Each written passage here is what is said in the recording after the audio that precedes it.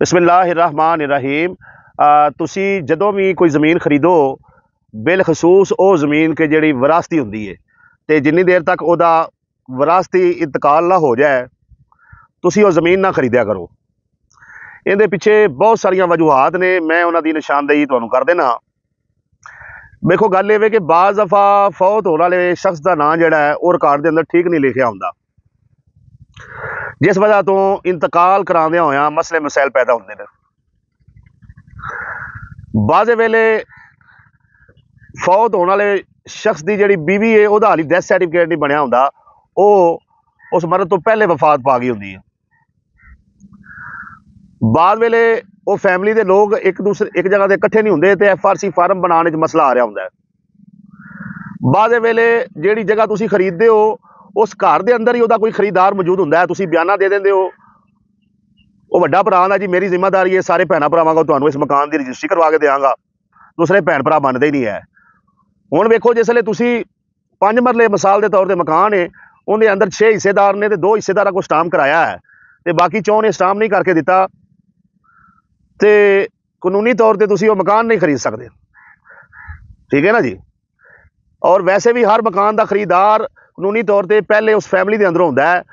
कोई भैन कोई भरा जिहड़े कोल हसबे तौफीक पैसे है वो खरीद सकता है। लिहाजा पहले जरूरी है कि विरासती इंतकाल हो जाए, उस तो बाद वो अपने नाम की फर्द लियावे, उस फर्द के उत्ते बयाना करो, वो उत्ते फुल पेमेंट का स्टाम करो, वो उत्ते फिर अगों फर्द बराए बह करा के रजिस्ट्री कराओ, इंतकाल करवाओ।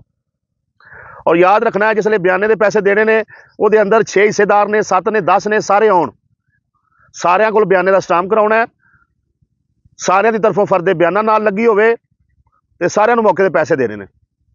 फुल पेमेंट का स्टाम सारियां नाल होवे, सारियां नूं पैसे देने ने। रजिस्ट्री के टाइम सारे लोग आउण और सारे बयान देन।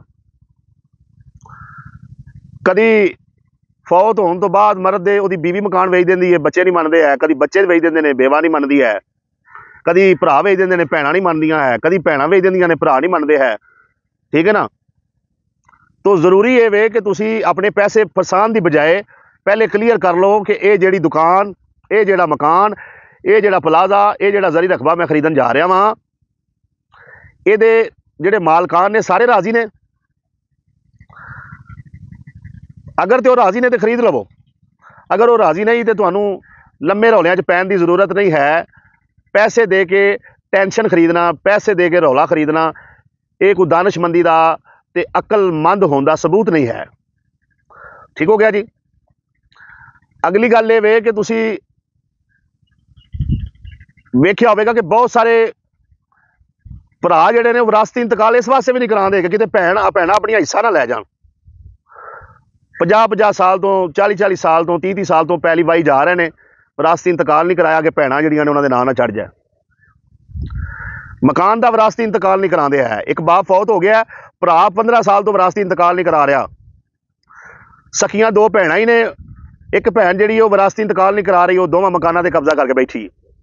मतलब पाकिस्तान के अंदर ये जिहड़ा ट्रेंड है विरासती इंतकाल टाइम नाल नहीं कराया जाता, ये पिछे ज़्यादातर किसी ना किसी फरीक की बेईमानी होंदी है ते कदी कदी गफलत, ला इलमी और पाकिस्तानियों का जिहड़ा सारिਆਂ दा एक कौमी मशगला है काहली ते सुस्ती, ये भी शामिल होंदा है।